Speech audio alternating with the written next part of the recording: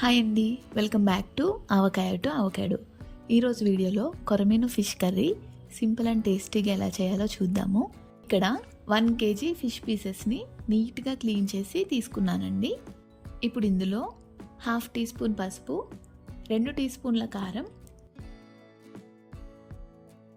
1 tea spoon salt, అలానే 1 table spoon oil కూడా వేసుకుని మొత్తం ముక్కలన్నిటికీ బాగా అప్లై చేసుకోవాలి. చూడండి, ఇలా బాగా అప్లై చేసిన తర్వాత వీటిని ఒక 15 నుంచి 20 నిమిషాల వరకు మ్యారినేట్ చేసుకోండి. ఫిష్ పీసెస్ మ్యారినేట్ అయ్యే టైంలో 4 పెద్ద సైజు ఉల్లిపాయల్ని ఇలా పేస్ట్లా చేసి తీసుకోండి. ఇప్పుడు ఫిష్ కర్రీని ఈజీగా కలుపుకోవడానికి వీలుండేలాంటి ఒక బాండిని తీసుకుని ఇందులో 3 నుంచి 4 టేబుల్ స్పూన్ల వరకు ఆయిల్ యాడ్ చేసుకోండి. ఆయిల్ వేడైన తర్వాత ఒక బిర్యానీ ఆకు, 1 ఇంచు దాల్చిన చెక్క, 3 లవంగాలు, 2 యాలకులు, 1 టేబుల్ స్పూన్ జీలకర్ర వేసి 1 నిమిషం వేయించుకోండి. ఇవి బాగా వేగిన తర్వాత ఇందులో ముందుగానే రెడీ చేసి పెట్టుకున్న ఉల్లిపాయ పేస్ట్, 3 పచ్చిమిర్చిని ఇలా కట్ చేసి యాడ్ చేసుకుని బాగా ఫ్రై చేయండి. ఆనియన్ పేస్ట్ 80% వరకు కుక్ అయిన తర్వాత ఇందులో 1.5 స్పూన్ అల్లం వెల్లుల్లి పేస్ట్ని కూడా వేసుకుని మీడియం ఫ్లేమ్లో బాగా పచ్చివాసన పోయే వరకు ఫ్రై చేయండి.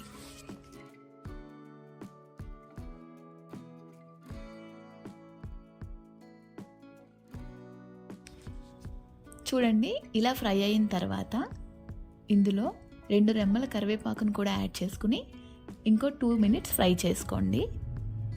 ఈ కర్రీలోకి కరివేపాకు ఫ్లేవర్ చాలా బాగుంటుంది.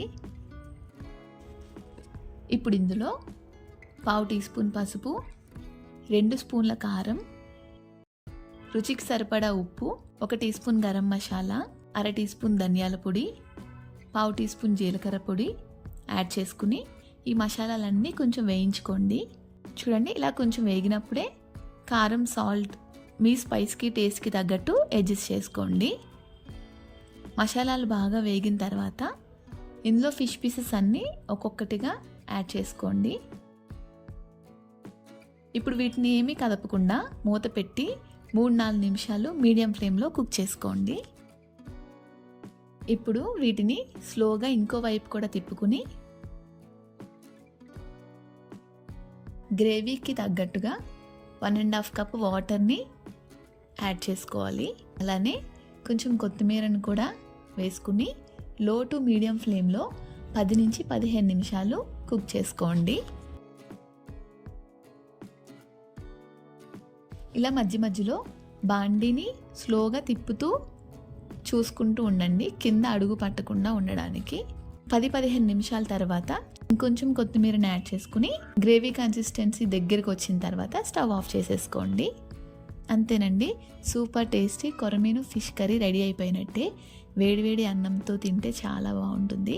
మీరు కూడా ఒకసారి ట్రై చేసి ఎలా కుదిరిందో కామెంట్ చేయండి.